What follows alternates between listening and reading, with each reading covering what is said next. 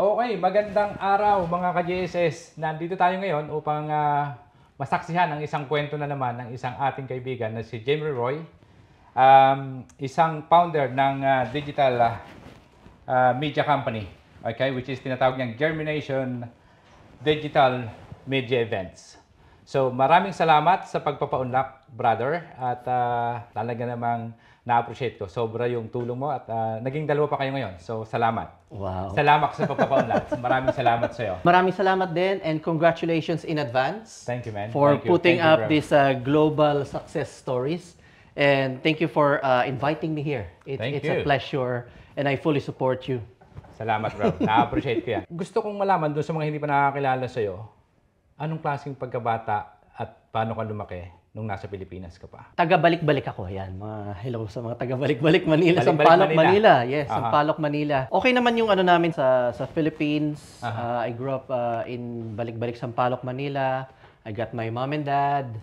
Meron naman kaming bahay. I was able to, they were able to send me to a private school. And napag-aral ako ng nursing. So, okay naman. Pero in terms of, because this is we're talking more of like business or entrepreneurship, wala akong maalala sa family na ano Na negosyante? Negosyante, wala eh. All I can remember is sa mother side ko, Aha. they have like an apartment, gano'n, tsaka meron sila mga palaisdaan, ganyan. Pero pretty much... Sa Manila to, sa Manila. Sa Manila. Ay, yung palaisdaan sa Bulacan. Sa probinsya. Sa probinsya to. Kasi yung mother ko is taga Bulacan eh. Nung bata ako, hindi rin ako business-minded. Aha, aha. I would say part ng when I was younger, I was part of the parang church group. Sa Kristal ako, kumbaga. Oh, talaga? Nung Nagsakristal bata ka? ako nung bata ako, yun. So, talagang- So pretty much from 10 years old ako hanggang siguro mag-college. Siyempre, college ka na, Yeah. nag-asawa ka na. Siyempre, medyo nag-inactive. Pero pretty much from 10 years old until mag-college ako, mag-graduate.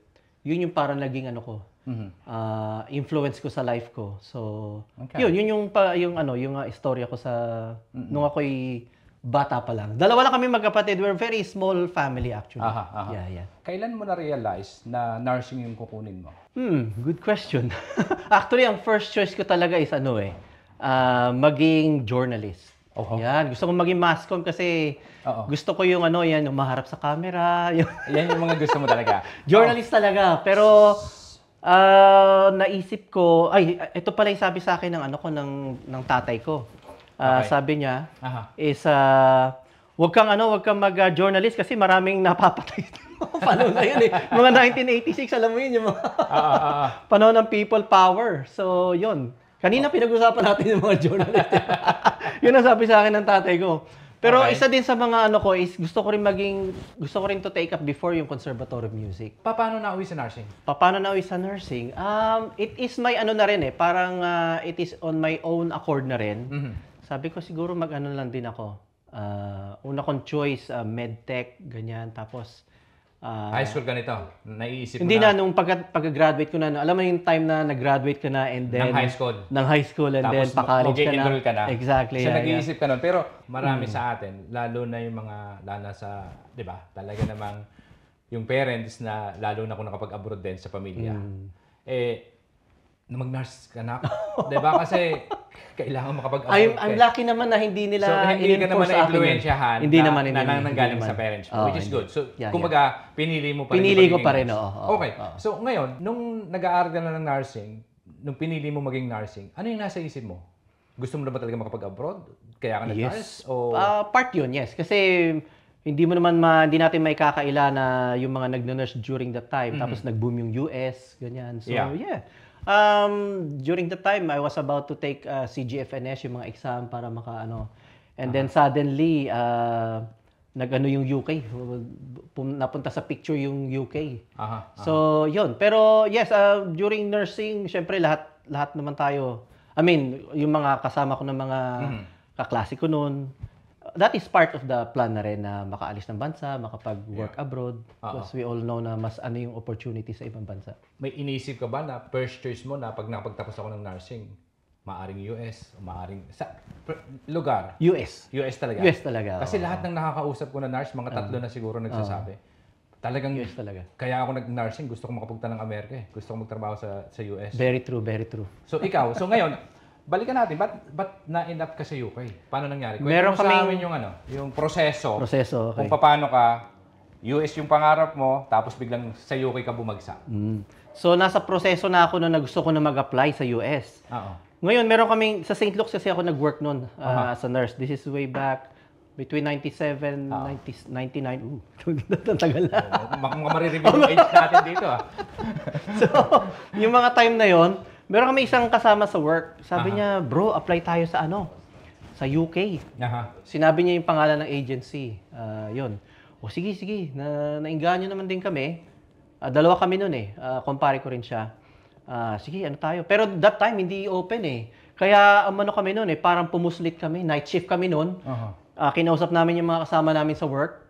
Hindi kami nagpaalam sa manager namin. So nag-apply ka, paano nangyari yun? From a night shift, punta kami sa Bikutan ba yun? Tama, sa Sukat, Bikutan. Paano nalaman na mayroong hiring? Hindi, yung kasama namin na kasama namin sa work, na yun ang nagsabi sa amin, apply tayo ng UK. Okay. Ng London. Yun. So, pinunta namin yung agency, dala-dala na namin yung galing kami night shift noon, hindi kami nagpaalam ng manager namin. Mahirap ba? Mahirap ba mag-apply papunta ng UK? Actually, hindi. Napaka-ano nga niya kasi I applied April. Pagdating ng August, lipad na Okay, so nakagraduate ka ng nursing, nagtrabaho ka pa ba sa Pilipinas? Yes. Nagtrabaho ako for 2 years. Ano first job mo? Before, nursing talaga. Sa ospital? Sa hospital na talaga. Nag-volunteer muna ako for, I think, few months. Sa isang pediatric hospital. Okay. Tapos, and then after, it's just voluntary. Walang sweldo, as in? Wala. I don't think meron. So, meron pero napakalit lang. Yung pinaka natatandaan mo na unang sweldo as a nurse. Siyempre, aral ka na. Volunteer ako noon. Siguro nasa 1,000 lang volunteer, may volunteer pero may swahod. Parang ganun, mga konting lang. Yun ang pagkakatanda ko, mga nasa 1,000 lang tayo. 1,000 pesos. Siguro 97, I would say. So, tapos yun, ilang taon yun? Ilang taon ka tapos? Lang yun. Months nga lang yun. So yung nag-duty kayo ng nursing, tapos bigla sabi, tara, apply tayo, may hiring kasi nangangailangan sa UK. Yung kasama ko na yun, nung nag-St. Luke's na ako, doon ko na-meet yung kasama namin sa work. So nag-St. Luke's ka muna ng ilang taon to? 2 years lang, 2 years. Okay, kasi kailangan yung requirements yata, di ba? Bago ka makapag-abroad. Yun, isa pa yun. Kasi nung nag-apply ako noon, kulang pa ako ng ilang months. Ng experience, di ba? Bago ka Sabi ko, nirecheck ako nung una. Kasi nagpunta ako doon, sabi ko, nung tiningnan, kulang ka pa ng hindi ka pa 2 years. So 24 talaga yung requirements, minimum. 2 years minimum, experience. that time. Tapos, balik ako. Kasi yung kasama ko, mas nauna sa akin yun. So, definitely na okay siya. May iwan ako. Ang ginawa ko, naglakas loob ako, sabi ko, ma'am, baka naman pwedeng Naawa naman, sige. Nag-apply kayo, submit ng mga resume, obviously, and everything, pati mga experiences mo. Gaano katagal yung proseso? Mabilis lang kasi So, tama, April, sabi mo, mga ganun. April, May, June, July, August, nakaalis 4 months. kami. Kasi it's just like, working visa lang yun Okay, pero kaya mabilis. Ngayon, nakarating ka na ng UK. Ano yung unang-unang naging trabaho mo sa UK? Obviously, Nurse din, straight away. Straight away, So ngayon, kung pupunta natin yung pagiging nurse mo sa UK, kwento mo sa amin yung experiences mo. Nung unang dating mo, so obviously, first time mo mag-abroad, di ba? Yes. Kwento mo sa amin. Very excited. Kasi first time hindi mo mararamdaman yung yung may takot ka or mamimiss mo yung mga kasi adventure Diba? First time mong malalabas ng bansa. So, wala kang kaibigan dito sa UK nung dumating ka o meron na? Wala. Ikaw lang mag-isa? Wala. Wala kang mag-anak? Yung kumpare ko, na nag-apply kami pareho. Pares kayo nakarating nung sabay? Sabay kami. The same hospital din kami. So, which is good. Magkasama kayo sa bahay? Hindi. Kasama kami sa work.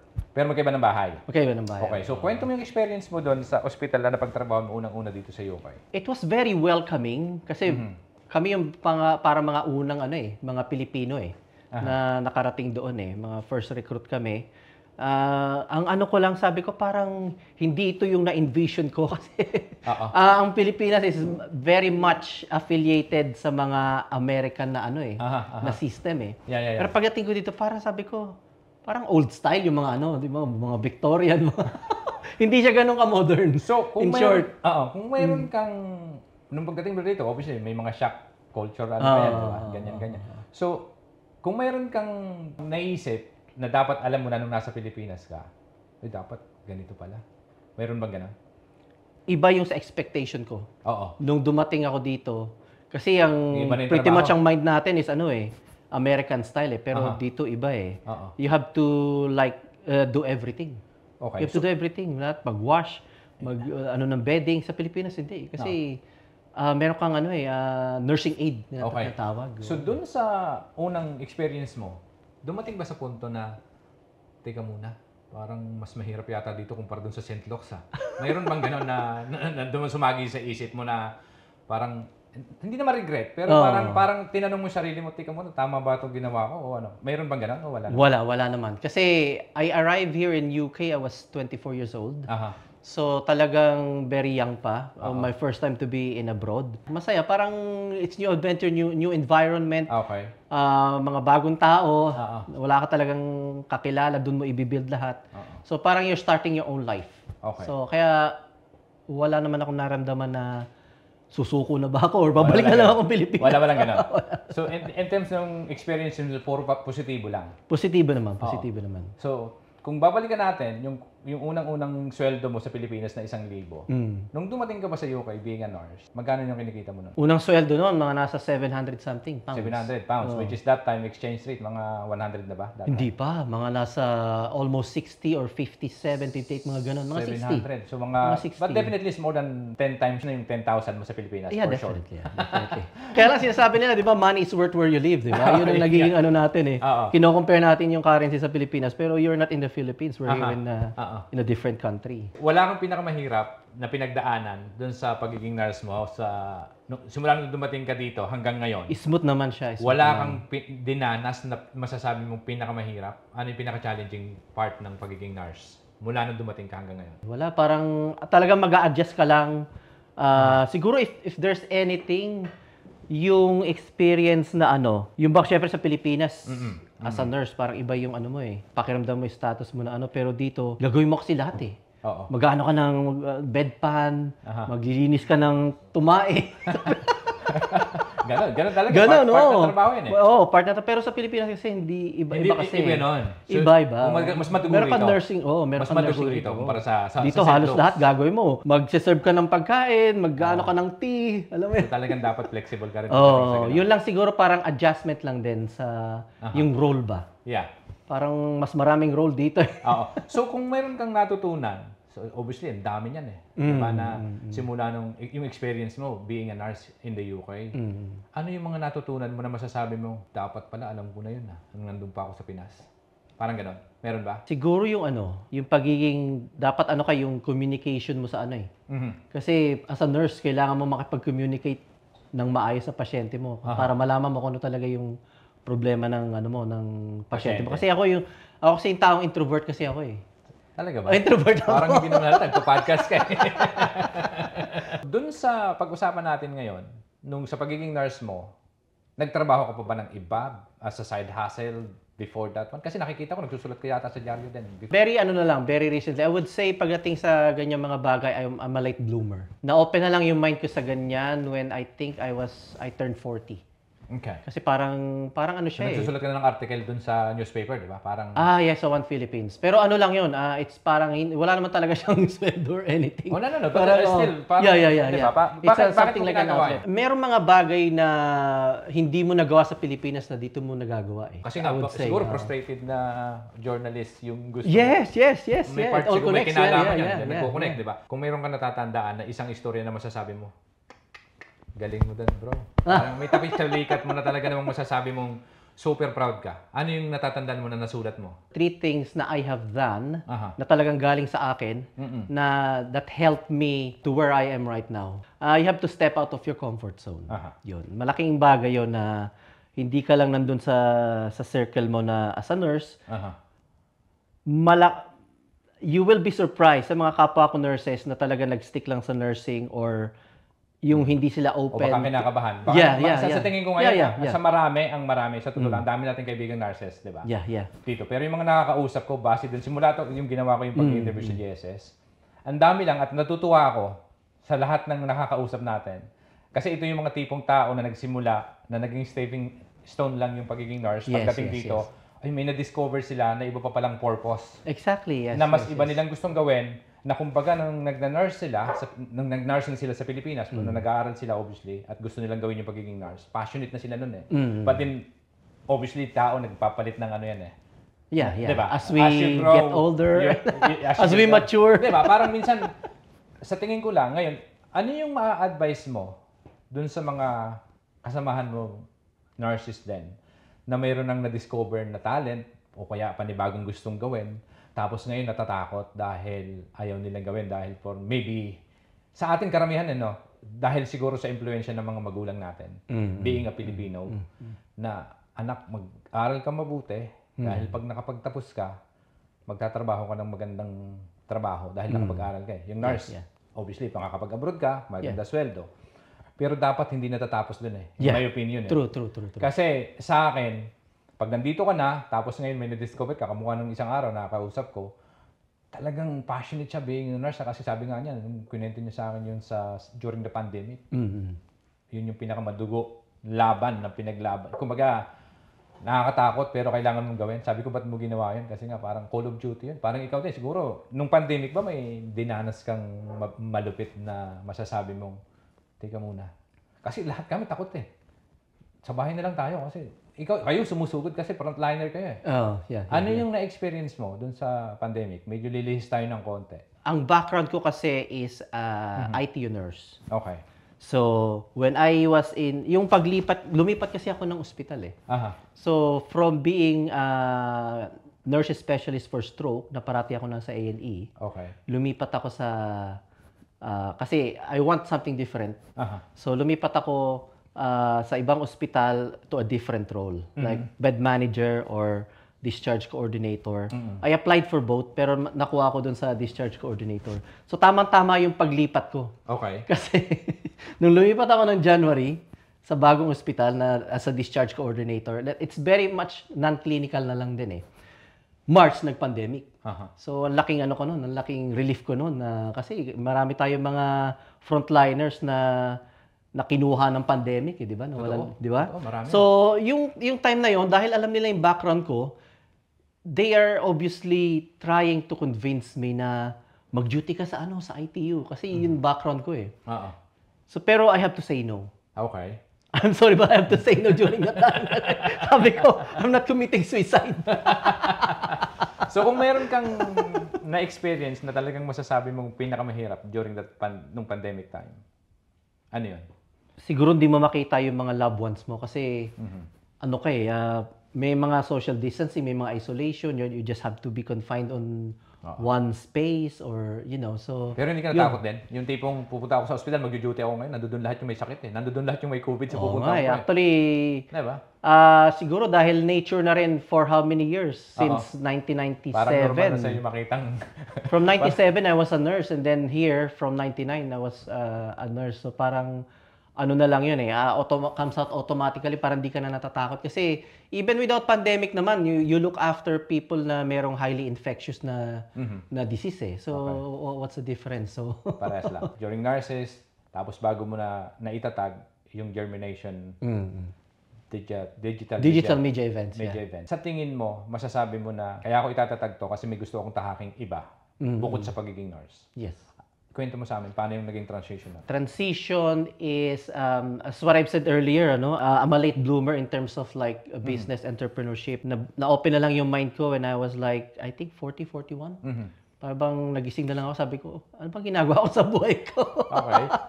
Ito na lang talaga yung, alam mo yun, yung mag-duty ka na lang. Routine na lang routine eh. Routine na lang eh. So, naghanap ako ng other way. So, I said, and then I realized na hindi naman ako pwede magstay sa employment ko if I want to go further in my life, di ba?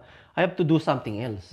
So doon na-open yung mind ko about naisipan ko, pag tingnan ko ang business or entrepreneurship, ganyan, and everything. So pinakauna ko talagang exposure is sa direct sales or network marketing as what they say. Okay, so nagbebenta ako ng mga supplements, mga beauty products, mga anti-aging, nagfe-facial ako. Pero sa akin, totoo yun eh. Lahat dapat tayo. Kasi any businesses na kung ano man yung gusto mong gawin.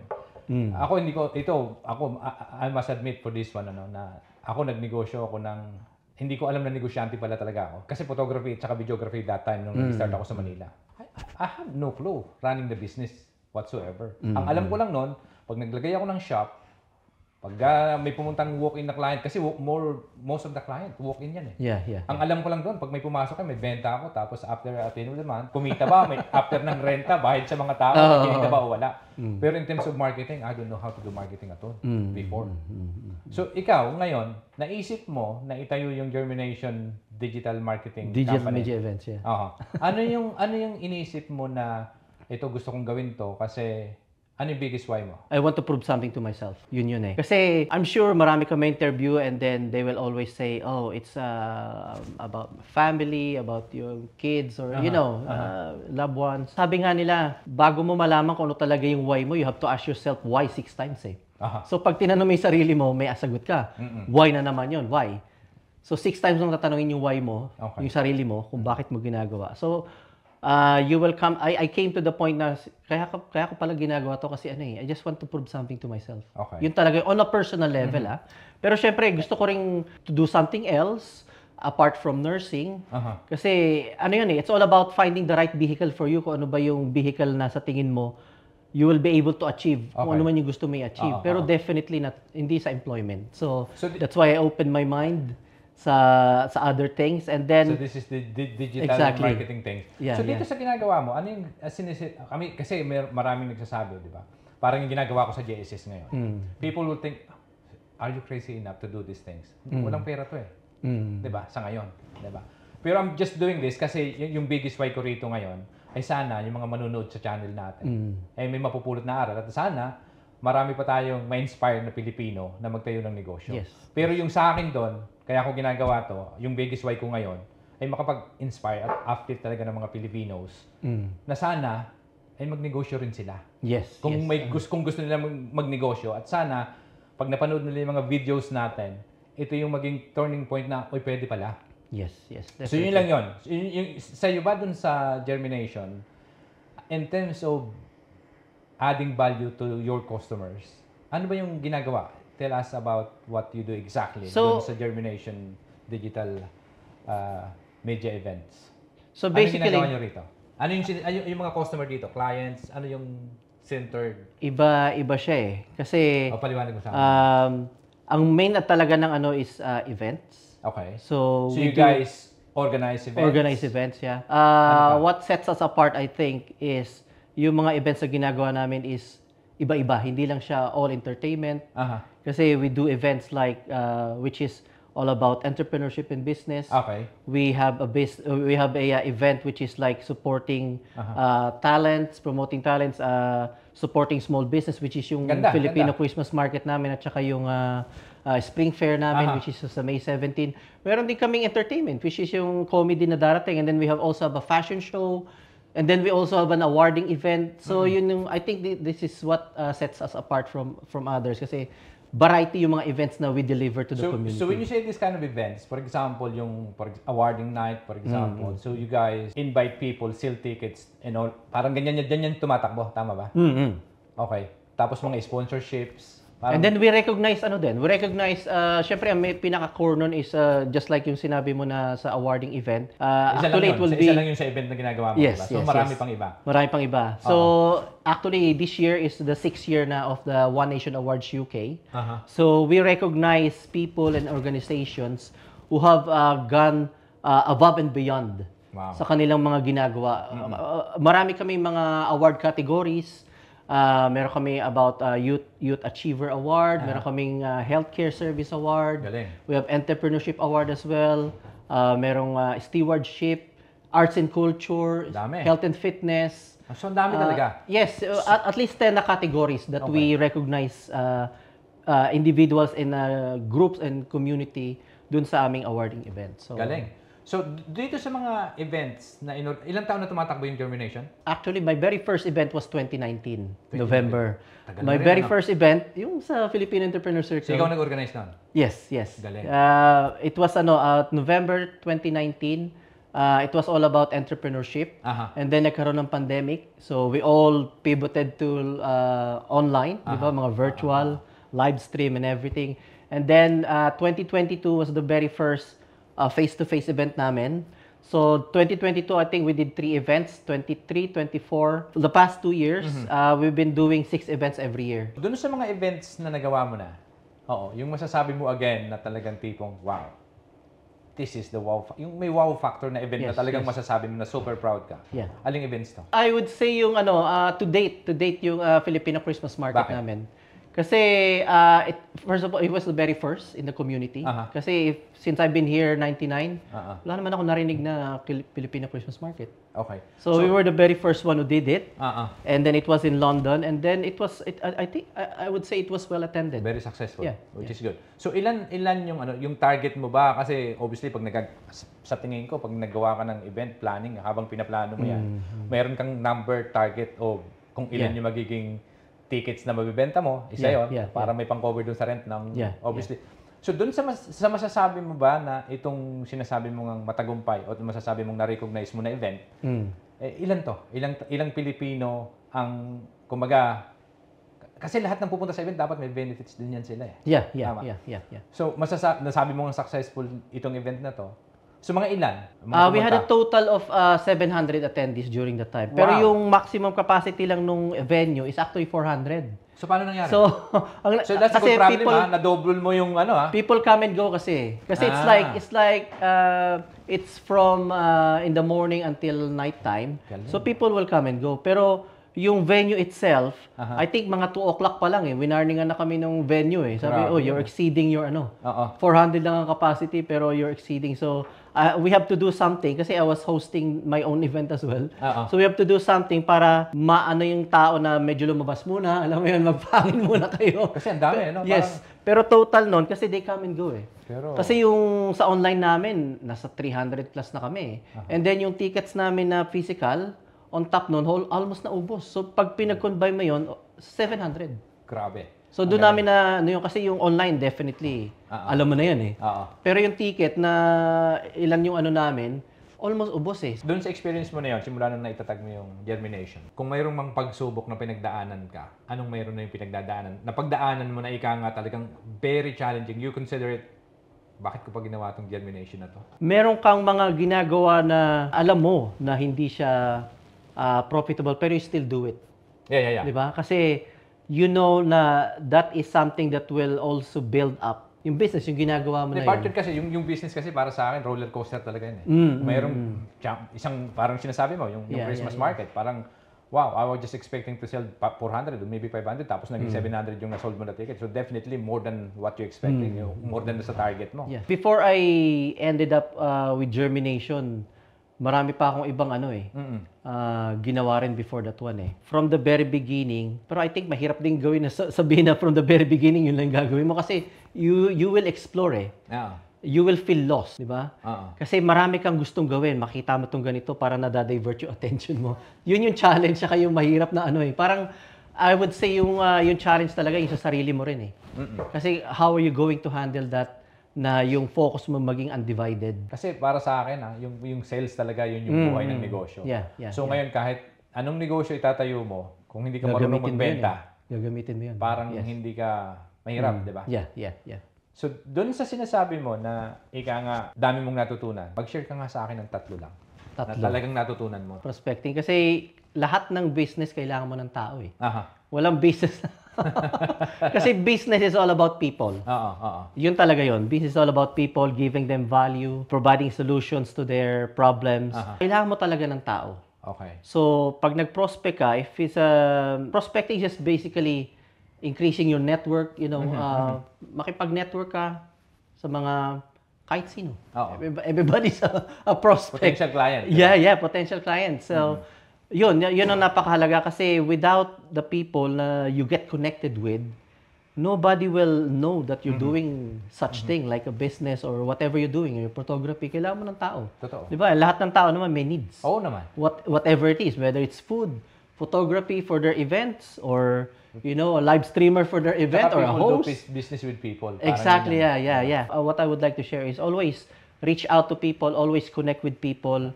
Kasi over the period of time, from the time na I became active in the community, natuto ako mag-prospect. Actually, meron ako listahan sa bahay. Lahat na nakikilala ko, nilalagay ko yan, pati Facebook, meron talaga ako. Actually, dala ko siyang ngayon.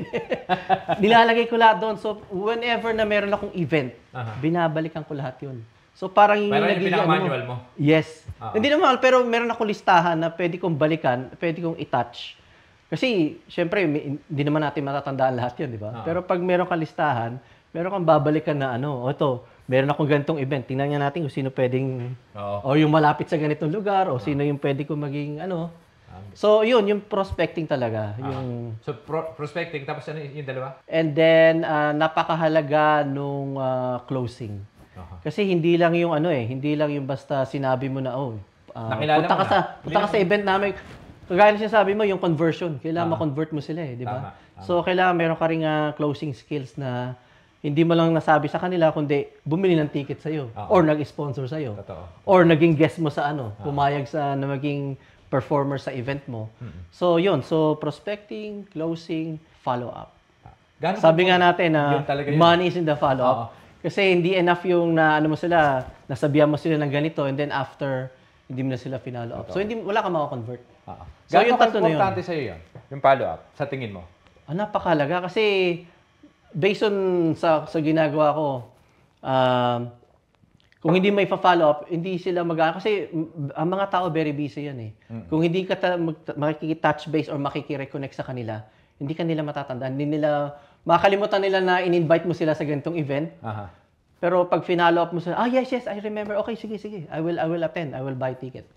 So napakalaga talaga kasi sabi nga nila, money is in the follow-up. Gaano kadalas dapat nagpa-follow up? Anong ginagawa mong proseso? Kasi ako, onboarding, tapos qualification bago closing. Yun yung proseso. Golden rule, sabi nila, within 24-48 hours dapat balikan mo. Otherwise, makakalimutan na nila yung... Okay. May systematic kasi yan pagdating sa sales, di ba? May proseso, So yung system na ginagawa mo ngayon, kunyari, dumating na yung leads, follow up, sabi mo, 24 hours dapat ma-follow up sila. Ganun ka-importante sa iyo. Tapos ano yung next step pag hindi sumagot? Anong ginagawa mo? Kasi minsan may mga kliyente talagang deadma lang You just need to be creative kung paano mo makakatch yung attention nila. Kasi ngayon, lahat nakaano sa Messenger. Lalo mo ngayon, di ba? Parang nasina nasa WhatsApp, nasina. Tapos biglang, wala mo lang... Just make it, How do you follow up those kind of clients? Just make sure na you're not being pushy or salesy. Yeah. Kumbaga, ka lang. Kaya nga, paano? Just be friendly na, kamusta, ganyan. Just to have... Yeah, just simple to hi, open hello. Communication ulit. Yes, open lang. Pero hindi mo siya chine-chase doon sa actual na pakay mo. Parang ganun ba? Hindi. I mean, depende kung nasan stage ka na. Hindi nga. Siyempre, pagka na... Di ba, kunyari, nagbigay ka na ng link for the ticket for them to purchase the ticket. 3 days later, wala pang purchasing na nangyayari So, how do you do the follow-up? Pag dumating na sa point ng ganyan, tapos lalo na pag Facebook, nakikita natin, o kaya WhatsApp, message, kahit sa email, may CRM ka ba? Gumagamit ng CRM. So kasi pag sa email, di ba, pag nabuksan na to, definitely nakita niya na Yeah. O doon sa WhatsApp, ganun din, nakita na yung client. Nag-blue na yung O tapos sa Facebook, ganun din, di ba, nakita na, obvious Sino? Pero ngayon, kasi parang sabi mo nga, dapat talaga hindi ka masyadong obvious na chine-chase mo sila Push your sales. Di ba? So, paano approach?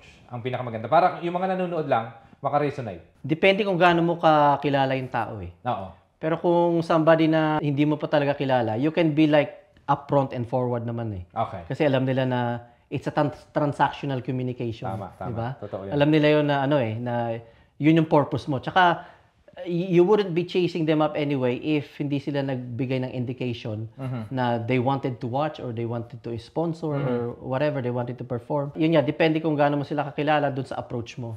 Pero if it's somebody na kilala mo naman, we have to understand that people are also busy. So, you have to give them time. Yeah, kasi alam, minsan yung iba, 3 weeks na Wala Wala talaga. Move on ka lang. So, kailangan marami kang, kaya nga may listahan ako kasi kung hindi sumagot to, doon ako sa susunod, di ba? Tama, just carry on. Yeah, di ba? Sabi nga nila, some will, some won't. So what? Next one. Kailan mo naisip, nasa tingin mo, this is the time that I could start? Nag-isip ka ba na mag-ipon muna ako? Kasi, umalis ka na ba kagad sa trabaho? Paano nangyari doon? I'm still fully employed sa NHS, So, this is only side hustle? Yeah. So, ang dami mo nang ginagawa ngayon? Nagsusulat ka ng dyaryo, nag-ano ka dito ng, yung sa ginagawa mo sa tapos you're still connected with NHS? Sort of. It's 9 to 5 office hours. Pa rin? So, 5 days Monday a week to Friday. So, instead of 6 days a week, naglo-long day ka pa rin? Hindi na? Hindi na. Okay. So, at least kahit pa paano. At least yung weekends ko, I can do event. Ano yung nakikita mo kay Germination? As we go along, nati-trim down ko kung ano yung mga events na dapat ko lang gawin. Next year will be just like more focus. Dito? Kung ano lang yung sa tingin ko na talagang profitable, Ah, ah. yun ang aanuin ko. Yun doon ako magpo-focus Tama. na ano. Oo. So, kasi at the moment, for the past 2 years, this is the 3rd year, we've been doing 6 events. Dami Since na. 2023, 24, and then this year as well, may 6 na events na naka-line up. Galing. Ang purpose kasi is I would like to go back to the original purpose. Kasi if you remember 2019 November, my very first event, hindi pa siya Germination Digital Events that time. Okay. It was a Germination conference and event. So, yung binuo yung entrepreneur circle, kasi nandun si Richelle at saka si Shipu, di ba? Yeah. So, ikaw ang organizer ng event na yon, nila mismo? O part ka nung... Hindi. Remember, during that time, Oo. we were encouraged to start our own. On stop. Doon actually na buo yung germination eh. Kasi when nung pumasok ako doon sa Philippine Entrepreneur So, nauna yung Circle, pagme-mentorship mo? Nag-mentorship ka din sa kanila? O, yeah. Nag-mentorship din. So, gaano ka-importante sa'yo yung self-development? Very big part. Kasi you can only grow your business as much as you grow yourself. Yun na yun. On a very simple term. Oo. Kasi yung sinasabi nga nila, bigyan mo ito, walang proper na self-development. So bigyan mo ito ng 1 milyon. Oo. After a year, baka mas mahirap pa siya pag nawala niya yun eh. Oo nga. Pero itong merong nagsi-self-development, kahit malugi yan, mawala yung kanyang business, after a year, makakabalik ulit yan. Totoo. So yun ang difference. Okay. Oo. Mentorship. Nagkaroon ka ba ng mentor? O yes. hanggang ngayon may mentor ka? I did mentorship with With Shifu, Rochelle. Rochelle, and yeah. Kasi ako, ang dami ko natutunan din. Oo. I mean, obviously. Marami din. Same here. Oh. Diba? When it comes to mentorship, meron nga yung sa business yan, sila Shifu tsaka si Boss Lady. Oo. Philippine Entrepreneur Circle. Pero meron din akong about mindset din. Okay. I was just lucky din kasi yung mga providers ba yung nagde-deliver ng Syempre, I also paid for those things.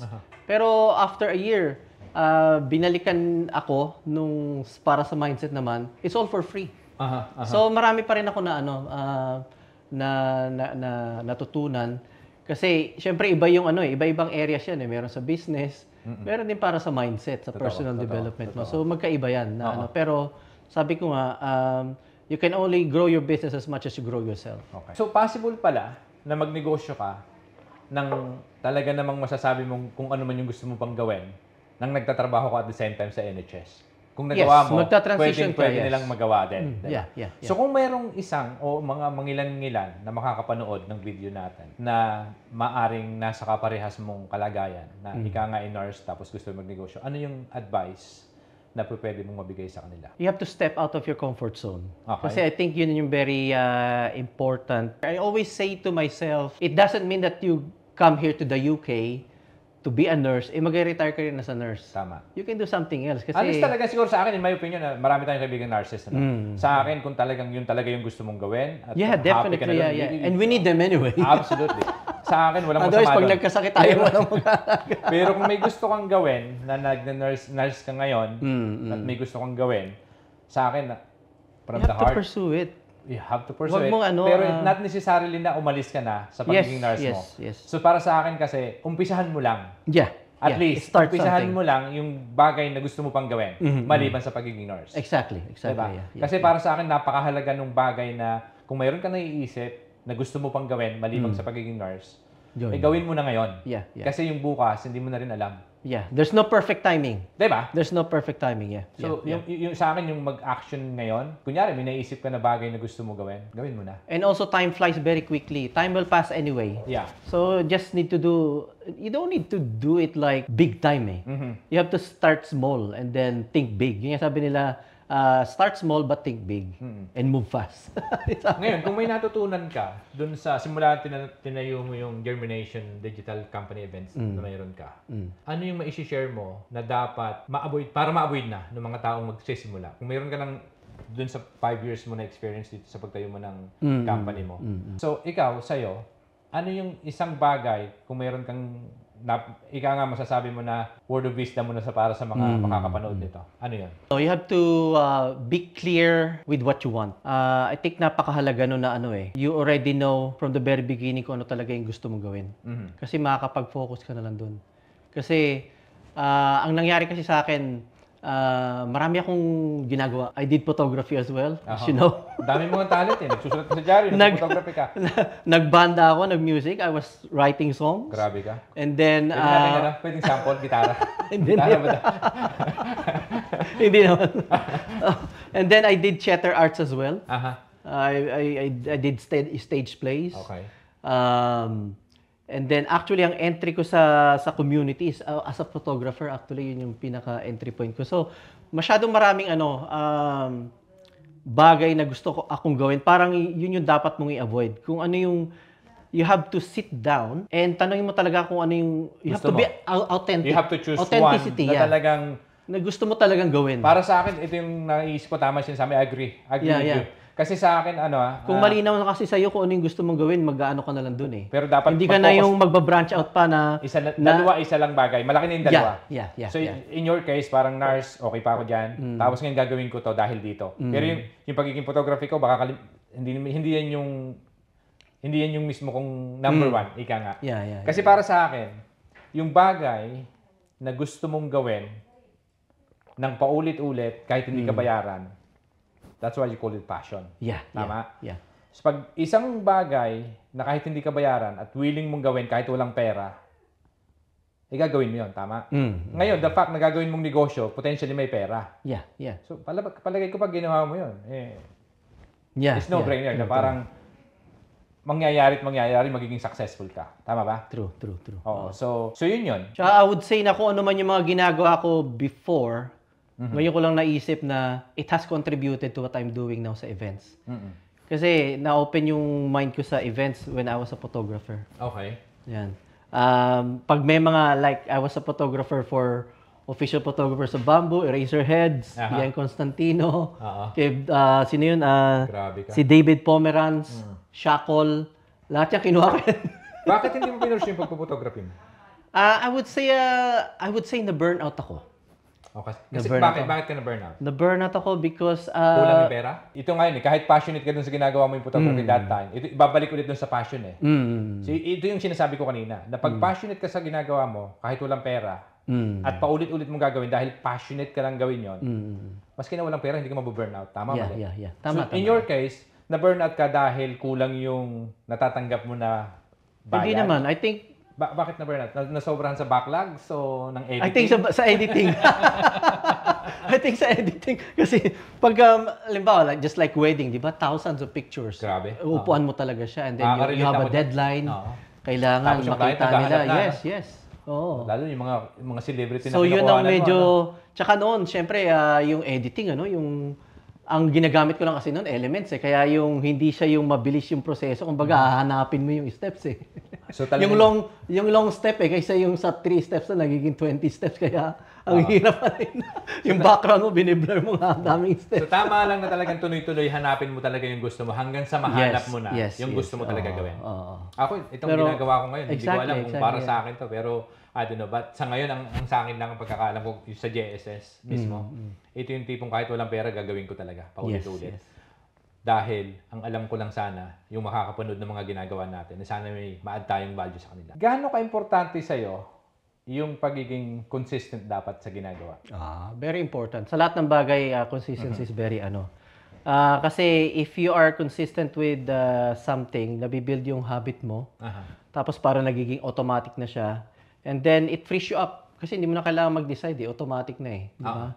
Tsaka yung consistency kasi is, especially now sa digital information age, social media, pag nakikita ka ng tao na consistent ka, they will know you more, they will trust you, di ba? Tsaka it builds credibility as well kasi parati kanila nakikita na na nagpo-post ka or you're doing things consistently. In whatever field, whether it's fitness, or business Hindi, or parang whatever. tama. Lang, mag-gym lang ako isang araw para mag-work ng wala yung effect eh. No? Parang, Exactly. Kailangan talaga maging consistent tuloy-tuloy. ka. Bakit mo pinili ito kaysa sa photography? Well, obviously, photography is part of the Yeah, creative. yes, naman, yes, yes. Bakit mas pinili mo ito kaysa sa photography? You can start this without anything. Yun ang na-find out ko dito sa... I mean, capital-wise. Wala Rest kang yung, kailangan. wala kang i-rest na pera. Oo. Sabi nga natin, laway lang ang kailangan. So nandoon ka sa more on safe side. The one that give you more or yield more. Yeah. Kasi at the end of the day, we are using our time, our effort, energy. Saka, yes, para yes. sa akin is more than money. So kailangan Saka you have to get the parang merong return ka rin ng sa mga investment mo of time, of energy. Kasi investment di lang naman money yan. It's your time, your talent, effort, everything. Exactly. So kailangan meron ka ring kasi it will sustain it more. Tama. Yung sustainability kasi ng So, pwede talaga magnegosyo ng almost zero capital money. Yeah, definitely yan. Dami mo. Ano yung mga bagay? So, panahon ngayon, yes. ano pa yung mga bagay na sa tingin mo, baka mayroon dyan makaka-resonate sa o kaya baka ito na yung panahon, pag narinig yung advice mo. Maliban doon sa ginagawa mo, ang dami. Sa tingin ko, ang dami talaga eh. Marami. So, pwede kang maging negosyante nang wala kang produkto, nang zero capital. Yeah. Ano ba yung mga yun? Bigyan mo ako ng 2 example o 3 kung kaya. Well, events is one, I would say. Well, SMB, ito na lang, real estate. Wala namang pera dyan eh. Tama, hindi mo kailangan ng pera, di ba? Wala kang kapital ng negosyo dyan. So, ang kailangan mo lang, pag nakapagbenta ka ng isang unit, for example, sa SMDC, may commission ka. Yeah, i-reinvest mo. Yeah. So, ganun kasi. Exactly, real estate is one. So, di ba? Ano pa? Pagbibenta na, pang kolorete sa mukha. Yeah, napakaliit na investment kasi kailangan mo lang bumili nung produkto para magamit mo rin and then you can share it. So, in short, you just need to, sabi mo, creative industry. You have to be creative lang and innovative. Sabi nga, di ba, natutunan natin na you don't need money to make money. Yeah. Kasi kung ano yung talent mo, kung ano yung skills mo, you exchange with other people. Di ba? Halimbawa, kailangan mo meron kang photography and video company. Siyempre, kailangan mo ng social media. Kung talent mo is sa social media, mag-post or content creation. Magaling ka mag-Facebook. Ito na lang, cellphone na lang. Yeah. I can offer your service to you. I can offer my service to you, for example. And then you pay me. So, did I need any money to create money? Totoo. Totoo, di ba? So, nandiyan na sa harapan natin. Marami. Yung cellphone, ito ngayon. Yeah. Matindi, very powerful. Basta may internet connection ka. Di ba? Pag pinagsama-sama mo ngayon, yung AI nga eh. Di ba? Galing pa. Kahit hindi ka marunong mag-edit ngayon, pag nandiyan si AI, siya na mag-edit ng video eh. Mensahe sa mga kababayan nating OFW na minsan parang hindi naman nawawalan na ng pag-asa, pero parang nandoon sa point ng nagdadalawang isip, magnenegosyo ba ako, gusto kong gawin to. Ano yung mapapayo mo? Just pause. I would say pause. Kung man yung ginagawa mo, you need to reflect. Ano ba talaga yung gusto mong gawin? Ano ba yung nasa... Minention ko kanina yung authenticity, very important yun eh. Kasi when you have this authenticity, nobody can dictate you eh. Kahit na loved ones mo o family mo, pero kung yun yung nasa puso mo, you're authentically true. Kung ano yung nasa puso mong gawin, you have to do it eh. You have to be true to yourself na ito yung talagang gusto mong gawin. And you just need to surround yourself. Kung halimbawang ganito ang industriya or field na gusto mong puntahan, you find people na ganun din ang gustong gawin. You mga like-minded people, so you can actually learn from each other, and then you can collaborate, or you might be able to do something else, di ba? Yeah. Kasi napaka-importante no na you are in the right environment eh. Hindi yung mga marites sa mga kasama. Saka yung negativity dapat. Negativity. Doon ka sa mga yung sa mga kung ano yung gusto mong maging, gusto mo maging negosyante, bumarkada ka sa mga negosyante. Tama. Para eventually, ganun yung maging mindset. Kasi makukuha mo yung attitude nila, yung way of thinking, yung mga habits nila, yung mga, the way they speak, the way they dress, or kung ano man yung mga habits na ginagawa nila, very, very important yun eh. So you have to surround yourself with the people that you would like to be. Galing. Yun. Galing. So, doon sa mga kapanood sa'yo at gustong hanapin at gustong magpa-organize ng event and everything. Thank you very much, Vic Rivera Films, for giving us this opportunity dito nga sa Global Success Stories OFW edition. Thank you for having me here. Thank and you. I'm Jeremy, founder of Germination Digital Media Events. And if you need an organizer for your event, and if you need kasi it's a three things kasi sa Germination Digital Media Events. So the main one is the events. We organize events, and we can events for ourselves, and then we can organize it for somebody else as well. And then we can also be media partners. That's the part of the digital media events. We can do marketing and promotion for you. And then part of the media as well is digital ones is live streaming. So if you need a live streamer for your event, especially if you're if you have a pageant, beauty pageant, that's what my market is. Kasi yung mga karamihan ng mga ni-live stream ko is more mga pageantry. Okay. Because obviously, it is something for the candidates that they would like to see yung loved ones nila, which is nasa Pilipinas or somewhere else. Yeah. Siyempre gusto nilang mapanood sila ng mga loved ones nila, family nila. But because of geographical reasons, they can't. Kasi nasa ibang bansa sila. Pero because I can bring your event in social media platforms, I can bring your events online. So mapapanood nila yon. So that is the benefit or the value that I can give to mga sa ating mga kababayan. Wonderful. And then syempre yung mga events namin, it's a variety of events. Hindi lang kami focus sa entertainment, kundi meron din kaming like business, entrepreneurship and all those things. Okay. So variety talaga siya. And then you can find us on our Facebook page, Germination. We also have a website, www.germination.com. We're also on Facebook, Instagram, TikTok, all social media. and X, and YouTube. Yan, Germination. Very easy to Tsaka our aim talaga is to bring people together. Okay, there you go. Last part na ng programa. Andito tayo sa Fast Talk. Ready ka na ba rito? Yes, Fast Talk yes. tayo dito konti. Mabilis lang Yes. to. So, one-man team or collaborative dream team? Collaborative dream team. So, high-budget gear or creative editing on a budget? Creative editing on a budget. 12-hour shoot o 2 a.m. editing marathon? I hate marathon. So, siguro yung yung the first one. Wedding event or corporate event? Wedding. Wedding, yeah. Okay. So, Germination forever or explore other things, maybe directing in the future? Explore, yeah. Okay. Ganyan tayo dapat yung, sabi nga nila, the more open-minded you are, the more you expand your future. Okay, maraming salamat sa iyo again, brother, at salamat sa pagpaunlak sa time. At sana, mga ka-JSS, ay may napulot po kayong aral sa aming napag-usapan ngayon. At hanggang sa muli, maraming salamat po.